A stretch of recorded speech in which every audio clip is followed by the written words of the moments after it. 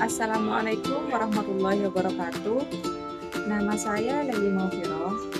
Saya mahasiswa S1 PGSD dari UPPJJ Jember. Di sini saya akan mengajak teman-teman semua untuk belajar bersama mengenai praktikum IPA di SD. Praktikum IPA tentang materi apa saja yang akan kita pelajari. Terus tonton videonya sampai akhir ya. Terima kasih. Kali ini saya akan melakukan praktikum percobaan jenis-jenis gelombang. Gelombang adalah getaran yang merambat melalui medium atau ruang tanpa perpindahan materi secara permanen.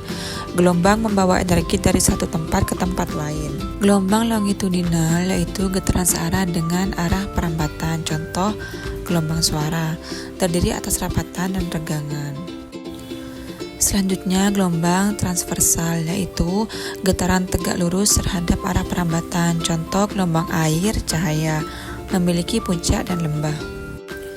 Berikut ini adalah percobaan sederhana menggunakan selingki atau pegas mainan untuk menunjukkan jenis-jenis gelombang, khususnya gelombang mekanik. Dengan selingki kita bisa memperagakan dua jenis gelombang utama. Yang pertama gelombang longitudinal dan yang kedua gelombang transversal. Selingki saya letakkan di atas lantai yang rata dalam keadaan lurus. Lalu teman saya memegang ujung selingki dalam keadaan diam, sedangkan saya yang menggerakkan ujung selingki ke kanan dan ke kiri secara cepat. Gelombang yang terbentuk adalah gelombang transversal karena arah getar ke kiri dan ke kanan tegak lurus terhadap arah rambat gelombang maju sepanjang selingki. Percobaan kedua menggunakan selingki yang digerakkan ke kanan dan kiri dengan menggunakan karet gelang. Saya memasang karet gelang di antara beberapa lilitan selingki agar terjadi hambatan tambahan. Saya letakkan selingki seperti percobaan pertama dalam keadaan lurus. Lalu menggerakkan ujung selingki ke depan dan ke belakang arah sejajar selingki dengan cepat. Pada hasil percobaan yang saya lakukan, terjadi rapatan dan regangan pada selingki yang merambat sepanjang gas. Karet gelang tampak mempengaruhi kecepatan dan intensitas gelombang.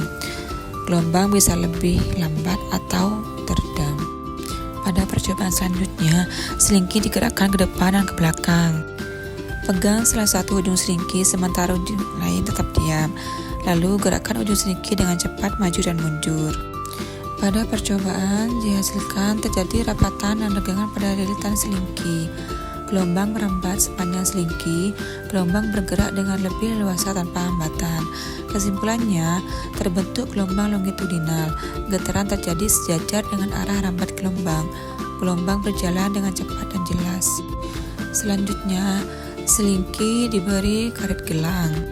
Saya letakkan selingki lurus di lantai seperti sebelumnya. Lalu saya gerakkan ujung selingki maju mundur searah selingki.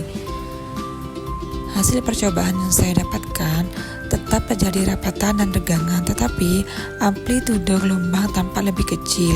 Kecepatan rambat tampak lebih lambat dibandingkan tanpa karet, karena karet gelang menghambat gerak bebas selingki. Kesimpulannya, gelombang tetap longitudinal.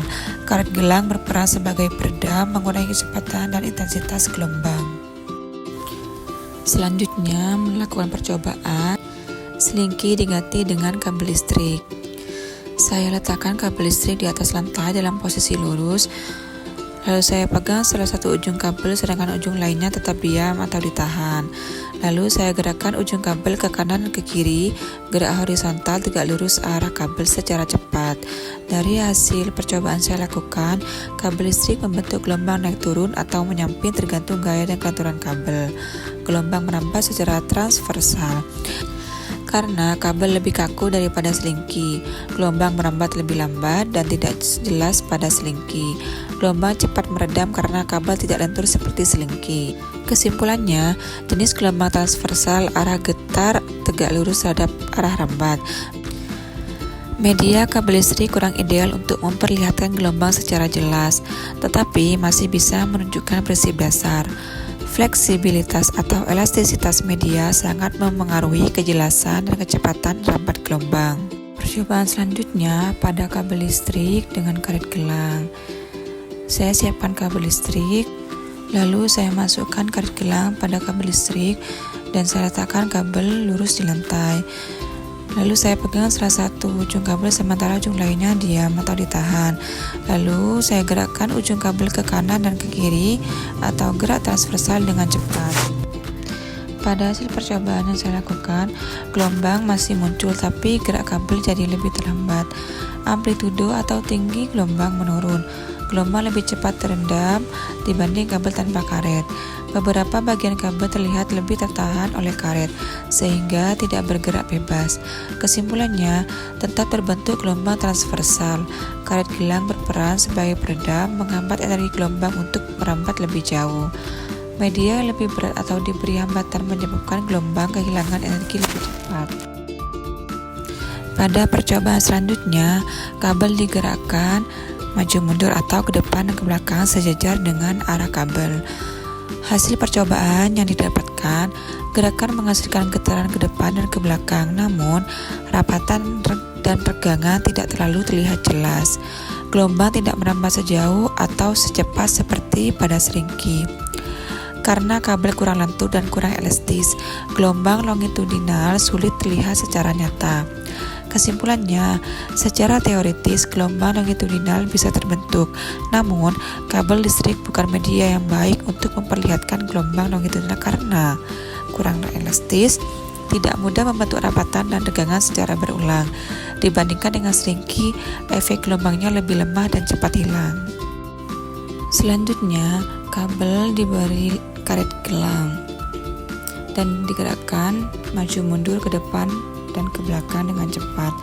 Hasil percobaan yang didapatkan, gerakan ke depan dan belakang tetap menghasilkan getaran.